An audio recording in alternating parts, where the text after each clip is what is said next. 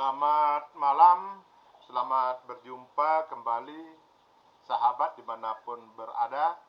Semoga selalu dalam keadaan sehat dan berbahagia.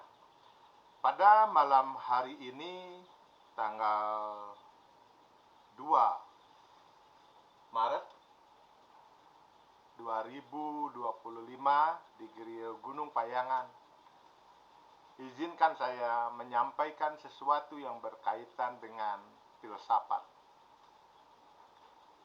Sahabat, filsafat itu adalah disiplin yang membentuk usaha memahami dan menjelaskan berbagai aspek fundamental kehidupan dan eksistensi manusia melalui analisis kritis dan argumentasi yang rasional.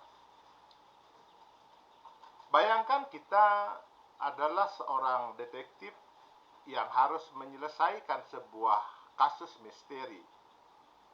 Jadi, kita perlu mengumpulkan bukti, menghubungkan fakta-fakta, dan menyusun kesimpulan yang masuk akal berdasarkan informasi yang ada.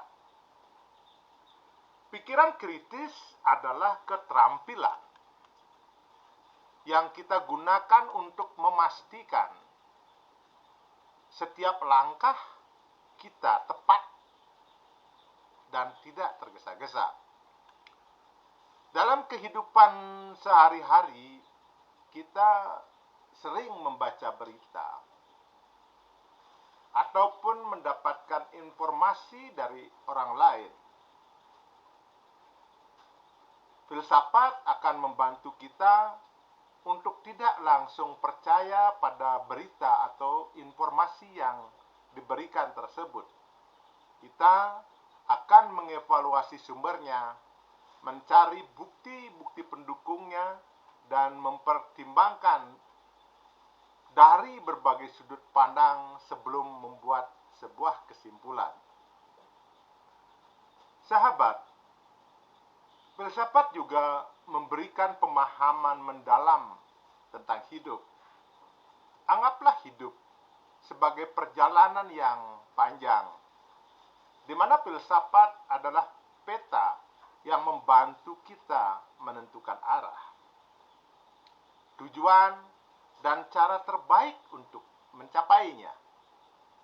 Dalam kehidupan sehari-hari, kita sering menghadapi situasi di mana kita harus memutuskan apa yang benar-benar penting bagi diri kita. Misalnya, memilih antara karir yang menguntungkan dan pekerjaan yang memberikan kebahagiaan dan kepuasan batin. Filsafat akan dapat membantu kita menimbang nilai-nilai dan membuat keputusan yang selaras dengan tujuan hidup kita. Sahabat yang berbahagia, filsafat moral mengeksplorasi konsep baik dan buruk, serta prinsip-prinsip yang menentukan tindakan yang benar dan yang salah. Etika bisa diibaratkan sebagai kompas moral yang membantu kita menavigasi kehidupan, memastikan kita mengambil jalan yang benar dalam situasi yang rumit. Misalnya dalam sebuah situasi di mana kita menemukan dompet yang hilang, etika membantu kita memutuskan apakah kita harus mengembalikannya kepada pemiliknya atau tidak. Prinsip-prinsip seperti kejujuran dan integritas membimbing keputusan kita untuk melakukan hal yang benar, yaitu mengembalikannya. Sahabat yang berbahagia, pengaruh filsafat terhadap ilmu pengetahuan dan seni juga sangatlah besar. Banyak konsep dan metode dalam ilmu pengetahuan dan seni yang dipengaruhi oleh pemikiran filsafat.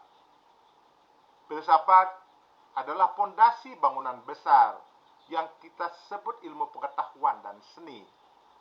Tanpa fondasi ini, bangunan tidak akan bisa berdiri kokoh. Misalnya, filsafat sains mengajarkan kita tentang metode ilmiah dan pentingnya skeptisisme dan verifikasi dalam penelitian. Dalam seni filsafat membantu kita memahami konsep keindahan dan ekspresi artistik, seperti mengapa sebuah lukisan dianggap indah atau memiliki estetika atau keindahan.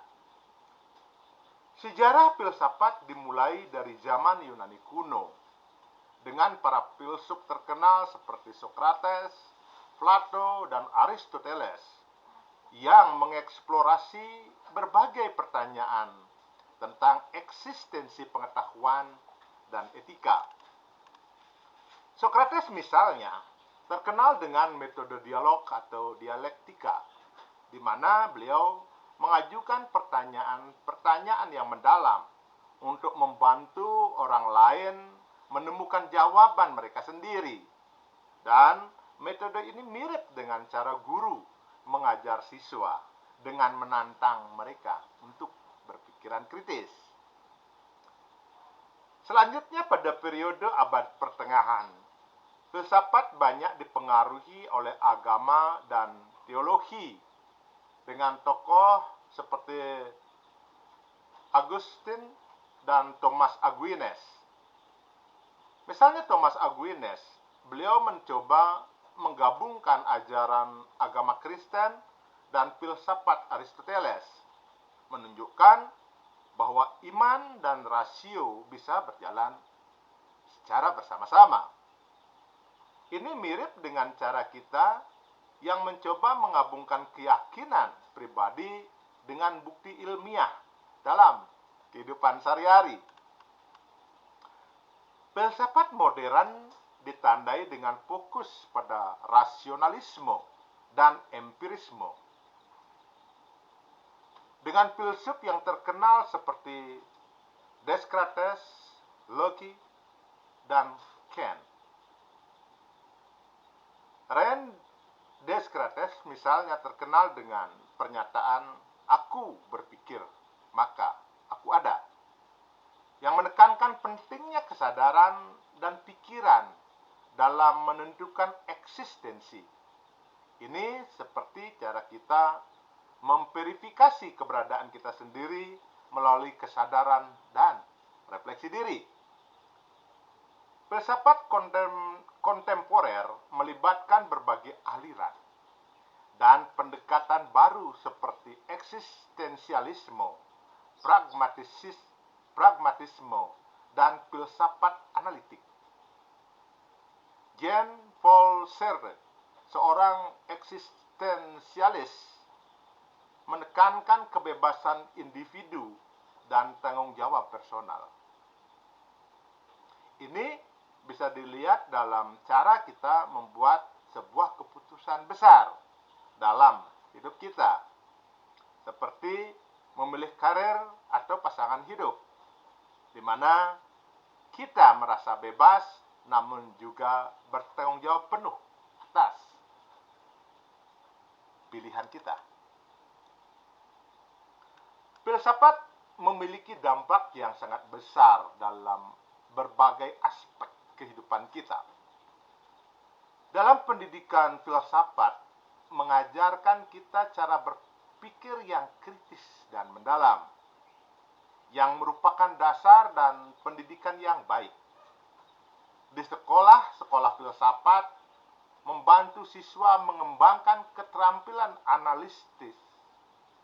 analitis dan argumentatif, memungkinkan mereka untuk mengevaluasi informasi secara kritis dan membuat argumen yang berdasar. Banyak kebijakan publik dan hukum yang didasarkan pada prinsip prinsip etika dan keadilan yang dikembangkan melalui ilmu filsafat. Kebijakan tentang hak asasi manusia misalnya, sering kali didasarkan pada prinsip-prinsip etika yang mengeksplorasi konsep keadilan, kebebasan, dan martabat manusia. Ini mirip dengan cara kita menentukan aturan dalam sebuah komunitas berdasarkan apa yang dianggap adil dan benar. Dalam pengembangan pribadi, memahami filsafat membantu kita memberikan perspektif yang lebih luas dan mendalam tentang dunia dan tempat kita di dalamnya. Filsafat Stoik misalnya mengajarkan kita untuk fokus pada hal-hal yang bisa kita kendalikan dan menerima dengan bijaksana hal-hal yang tidak bisa kita kendalikan. Ini membantu kita menghadapi tantangan hidup dengan sikap yang lebih positif dan resilient. Sahabat yang berbahagia, jadi dengan demikian, filsafat adalah disiplin yang kaya dan mendalam, yang memberikan alat bagi kita untuk memahami dunia dan diri kita sendiri dengan lebih baik.